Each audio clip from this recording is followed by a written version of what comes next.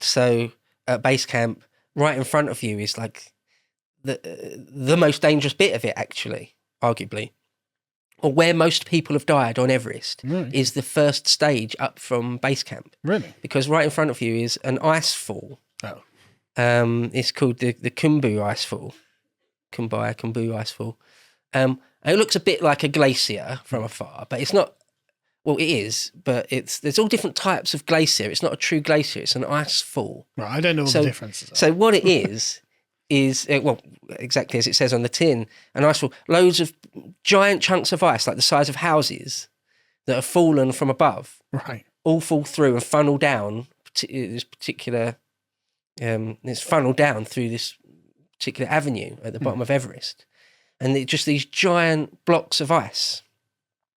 So a true glacier is something a bit different. That's like, there's lots of different definitions of different types of glacier. But it's a very, very slow moving thing, a glacier, by definition.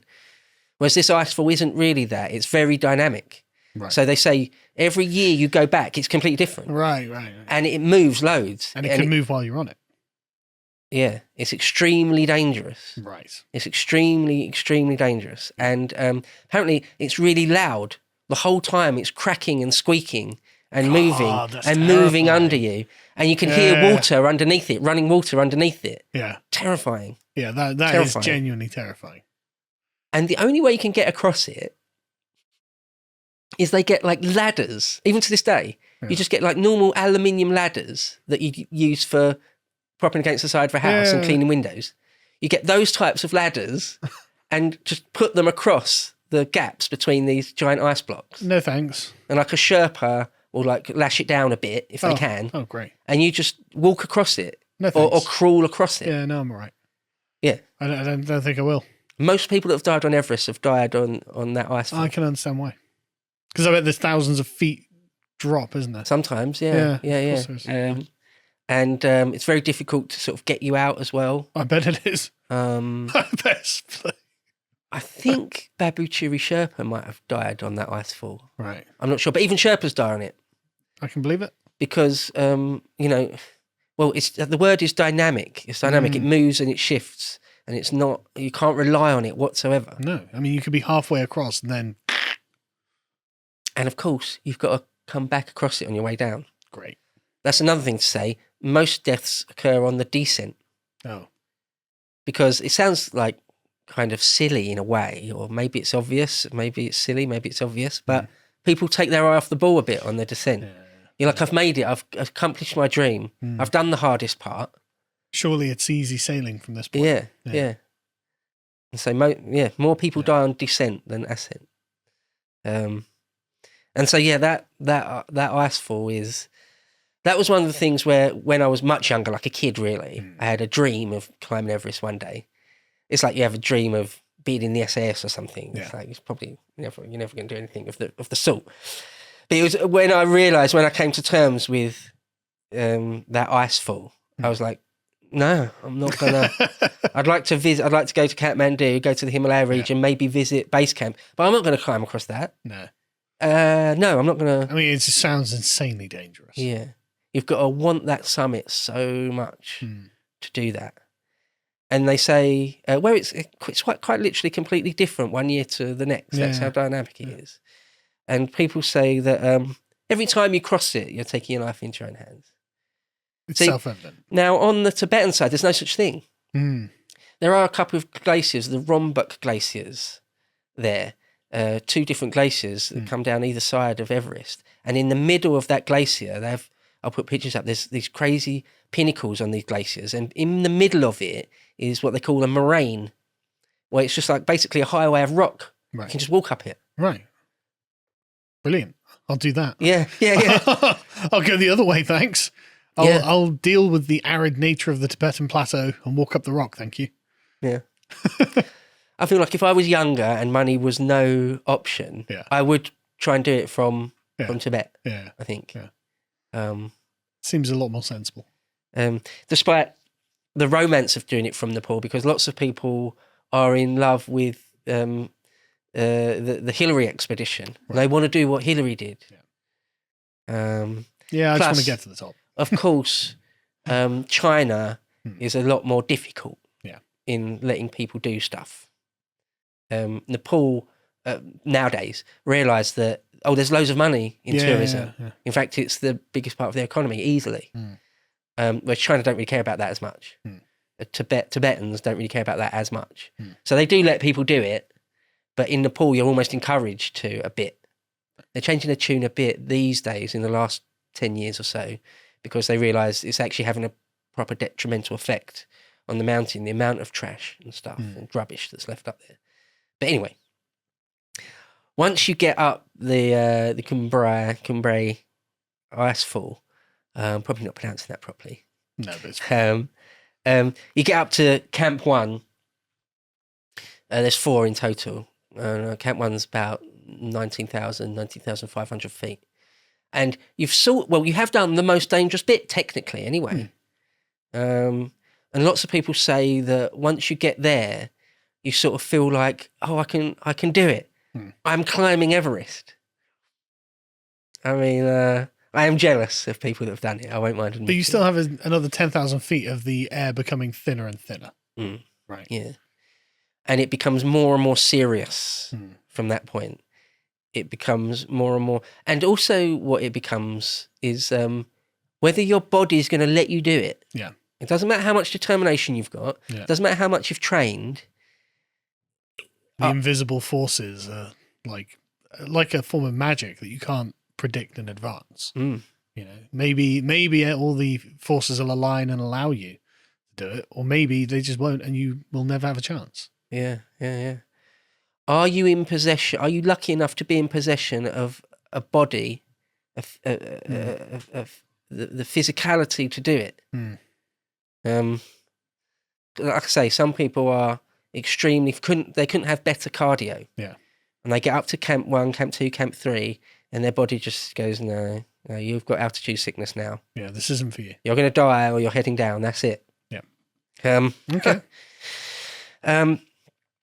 And so then there's you go up to Camp 2, which is again, it's not technical climbing. You by this point you've got your crampons on, which for people who might not know are sort of spiked things you put on your boots. So it's real mountaineering, but it's not sort of you're not trying to scale cliff faces or anything like that, or overhangs or anything like that. You can walk up it, but it's tough going. And at this point, everyone says, certainly by Camp 2 and above, that's when that thing kicks in where you're like, oh yeah. I've overestimated my ability. It's not even overestimated. I didn't know this was just not possible for me. Well, I've read endless accounts and I knew, but I just thought I would be okay. And I'm not. Yeah.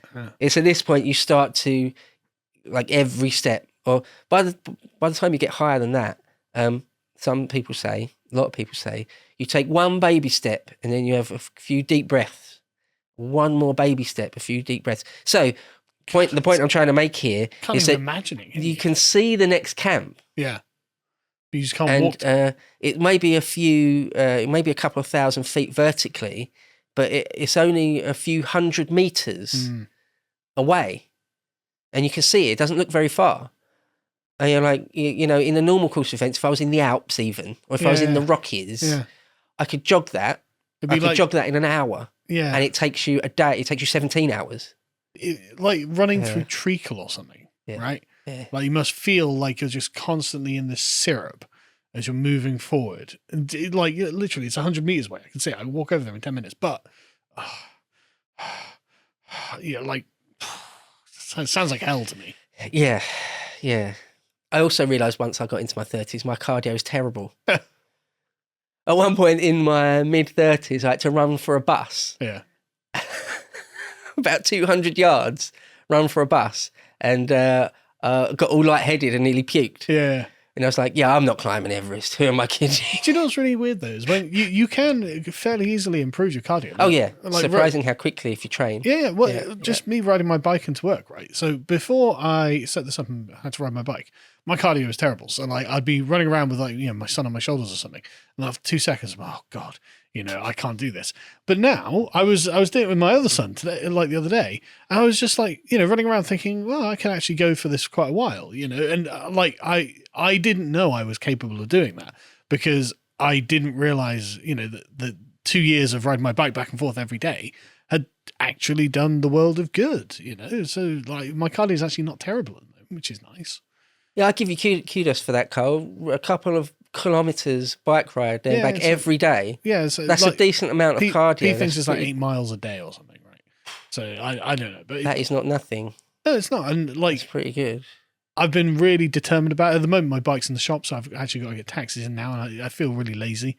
I'm kind of annoyed about it because like it's the only exercise I really do, and so I've got to make sure that I do it, and I'm really determined about that, So, when I was younger, I was quite sporty. I played loads of football, a ridiculous amount of football in my time.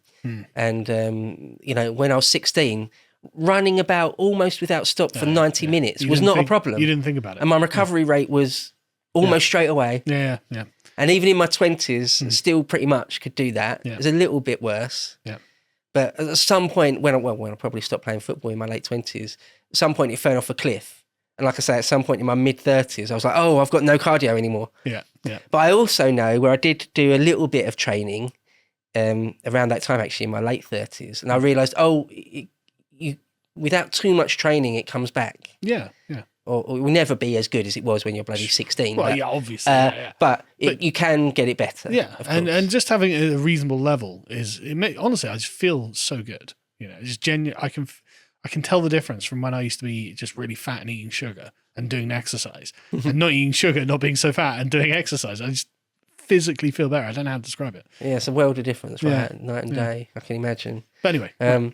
Okay, so you head up to Camp 3, which is 23,500 feet. Now, at Camp 3, you are super high. I mean, you're higher than most mountains in the whole world now. Mm-hmm. Camp 3, by the time you're at Camp 3, people say that by that point, you're in another world now. Most people, you're going to need oxygen. If you haven't already been on oxygen, you're almost certainly going to need it from that point onwards and stuff. That's where we talked about sort of the unreality of Antarctica. Yeah, I was just about to mention that. It starts getting unreal there as well, does it? Yeah. Not exactly like mirages and stuff like Antarctica, but just that you're on another plane in some ways. I imagine your mind can play tricks on you as well because of the oxygen deprivation and things like that. Yeah, or hypoxia, where your brain is starved of oxygen. Yeah, they say at first you're just sort of, your thought process is just sluggish. And even your decision-making abilities are sluggish. I've heard different accounts say you regress to like being a bit like a 6-year-old. Some people say you regress to just using your lizard mind, things like that. And then beyond that, you're sort of semi-delirious, not making sense, slurring. And beyond that, you're dead. Right. So you're getting close to... Yeah, this isn't a joke. You're getting close to the death zone now. So you go up the Lhotse face, the famous Lhotse face, and the mountain directly next to Everest is Lhotse, the 4th highest peak in the world in its own right. And you climb up that. And it's the Sherpas will put out fixed ropes for you to climb because it's very, very, very steep. It's the face of a mountain. And yet still with crampons, and if you're fit enough, it's technically not too difficult, but physically very, very... If it was like 10,000 feet lower, it'd be really easy. Right, yeah. Quite possibly, yeah. But so now at this point, you obviously got your crampons on, you've got oxygen, you've got the full mountaineering gear, you're on a fixed line, you're up and around the cloud line, getting in it. You're on Everest, And so you can only imagine when Hillary and those guys back in 53 and pioneers, people like Mallory before them, I mean, the guts, the determination. It's one thing, it's terrifying to be talking about it, right? In the modern era when thousands of people have already done it. But to be the first guys that are doing it, out there pioneering, setting the ropes out for yourself the first time, the balls really to be doing that, the chutzpah to attempt it. I mean, it's incredible. So heading up to Camp 4, the last camp, you come across, you go through a place called the South Col. There's another one on the other side, the North Col. The South Col. And that is it's a sort of a fairly flat area, sort of fairly big flat area. And there's sort of microclimates sometimes up there, where on the right day in summer, it's nice and warm. Oh, that's nice. People walk around in a T-shirt, sunglasses and a T-shirt, and you put suntan lotion on. That's another thing. You can get very easily sunburnt on Everest. Brilliant. I went to Everest and got a sunburn. Yeah. Yeah. Because the sun glaring off the snow. Yeah. Just like in Antarctica. Yeah. Yeah. You need sunglasses. You'll get snow blindness. Mm. And sometimes up on the South Col, it's bakingly hot. They say it's like a desert hot. God. So yeah. But you're up there now. You're up around. You're pretty much on the desert. You're 8,000 meters, sort of 26,300 odd feet. It's called the death zone for a reason. Sometimes people, they're sitting in their tent and they just start getting hypoxia and die because the human body's not meant to be up there. So then sort of summit attempts, just to cut back to the Hillary expedition, they had 2 teams of 2 they sent that high up, up on the South Col. And then Camp 4 in and around there, modern day Camp 4. Back then I think it was Camp 6, but anyway, nowadays Camp 4. The first team wasn't Hillary and Tenzing, it was 2 other chaps. Right. And they had a summit attempt, because you sit at Camp 4 until you've got a good day for weather. Because like anything else, you need the right bit of weather. It could be like insane blizzards. Yeah. You need the clearest, best day possible to attempt to push, to sort of do an Alpine style push one day to the top and back in one day. 2 other guys tried it and they sort of just about failed. They had problems with their oxygen, and a bit like the Swiss team, got very close, within hundreds of meters, but had to turn back. In fact, they had oxygen rigs and spare oxygen. And what they did is sort of about halfway up this last push to the summit, they changed their oxygen bottles and then ran too low on oxygen and came back. They later found that when they switched too early, they still had a third of a bottle left. And if they'd taken it to the limit, they probably would have had enough to do it. So those 2 guys, sort of, And when they came back down to what is now Camp 4 around the South Col, they were really annoyed with themselves. They said to Hillary, "We should have pushed harder. We should have pushed harder." However, most sort of Everest scholars, historians, say they probably made the right call, though. Well, yeah, because they may well have Malloried themselves. I was going to say exactly that. I was going to say those exact words. They could easily have Malloried themselves. And loads of people since have. Green boots, we talked about green boots, didn't we? Yeah. There's a little cave where lots of people have literally Malloried themselves to death. It happens all the time. In 1996, there was a famous, there's a couple of different films made about it, disaster on Everest, where 2 teams, expert climbers, took complete amateurs up there, and the weather came in, their timings were wrong, the weather came in, and like 5 people died that day. Right. Yeah, it's sort of a famous story of disaster. Rob Hall, Scott Fisher, extremely experienced climbers died on the mountain that day along with some others, because here's the thing, it's all about timing. Not only do you need a perfect window of weather, you need to do the timings right. You need to be off the summit by 2 p.m. So you set out in the middle of the night. You set out at like 11 p.m. or midnight the night before. So you climb the first bit in complete darkness. God. Yeah. And then you need to have summited by 1 p.m., 2 p.m. at the latest. Yeah, because you don't want to be climbing down in darkness. Exactly. Yeah, if you don't make it back to Camp 4, if you don't make it back to the South Col by darkness, you'll probably be out there and die. That's exactly what happened. They were summiting, some of them were summiting at 5 p.m. It's too late. It's too late.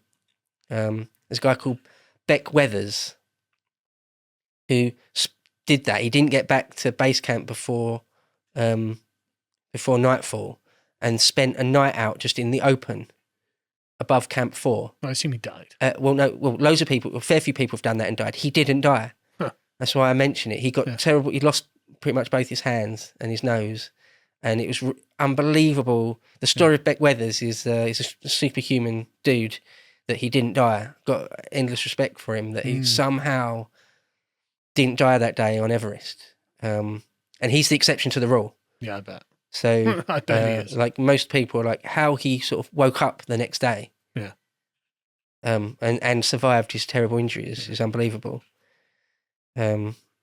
Endless respect for him. Yeah. But so, where those first two chaps in 53 had failed, the second party, Edmund, Hillary, and Tenzing Norgay, it was their shot the next day. And, they do it. But there's one last final thing. I mentioned, you walk along what they call the South Summit, which is like a false peak. Mm-hmm. You walk along this sort of knife-edge ridge. Yeah. And then there's one last technical obstacle in your way. This cliff. It's like a 40-foot high cliff, almost sheer. It's about 12 metres, about 40 foot in your way. And they think that maybe that's what hampered the Swiss. Maybe the exertion of getting up there took it out of the party the previous day. I can't even imagine trying to climb a cliff when you're on 8% oxygen. Can't even imagine it. We said every step is torture. Yeah. So now to do that. That's mad. Yeah. I mean, Mallory came from the other side, but they've got similar-ish things. Right. There's 3 peaks and then there's 3 steps. Step 2 out of these 3 steps, they think maybe Mallory fell off there. Right. They're similar-ish things, but they're smaller. They're slightly smaller steps and humps. Whereas this step is, it's an actual ask, a climbing ask. Yeah. So Tenzing and Hillary come up to it, and they think Sir Ed's first thought was, I'm scuppered. Yeah, we're gonna have to go back and make a new plan. Yeah, or something like that. But he wrote about it later, and this is what he wrote. Quote, after an hour's steady going, we reached the foot of the most formidable looking problem on the ridge, a rock step some 40 feet, 12 metres high. We had known of the existence of this step from aerial photographs and had also seen it through our binoculars from Thangabosh, just a lower part of the mountain. We realised that at this altitude it might well spell the difference between success and failure. The rock itself, smooth and almost holdless, might have been an interesting Sunday afternoon problem for a group of expert rock climbers in the Lake District, but here it was a barrier beyond our feeble strength to overcome. I could see no way of turning it on the steep rock bluff on the west, but fortunately another possibility of tackling it still remained. On its east side was another great cornice, and a cornice is just a bit of snow. It's not rock, it's just piled up snow. That's all a cornice is. And running up the full 40 feet of the step was a narrow crack between the cornice and the rock. Leaving Tenzing to belay me as best he could, I jammed my way into that crack. Then kicking backwards with my crampons, I sank their spikes deep into the frozen snow behind me and levered myself off the ground, taking advantage of every little rock hold and all the force of knee, shoulder and arms I could muster. I literally cramponed backwards up the crack with a fervent prayer that the cornice would remain attached to the rock. So he's wedged himself between rock and just snow. Yeah. And remember, if you fall off at that point, it's like 2,000-3,000 metre fall. Bye. Yeah, you're taking the grand tour. Yeah. Down to base camp. Yeah. Despite the considerable effort involved, My progress, although slow, was steady, and as Tenzing paid out the rope, I inched my way upwards until I could finally reach over the top of the rock and drag myself out of the crack onto a wide ledge. For a few moments, I lay regaining my breath, and for the first time really felt the fierce determination that nothing now could stop us from reaching the top. I took a firm stand on the ledge and signalled to Tenzing to come up. As I heaved hard on the rope, Tenzing wiggled his way up the crack and finally collapsed exhausted at the top like a giant fish when it has just been hauled from the sea after a terrific struggle. And to this day, it's called the Hillary Step. And now, from that point onwards, everyone says, even though every step is a struggle, technically you stroll to the top. Right, well, that's good. Yeah. And so he goes up there, puts up a British flag. Yep. Good. Yeah. Yeah, they put up a flag. Tenzing had a pencil his daughter had given him, and he buried it at the top there. Just a little, like a little kid would. Yeah. So, it's really sweet. So they summited in 1953. First people, for sure, to ever stand on the roof of the world. To watch the full video, please become a premium member at lotuseaters.com.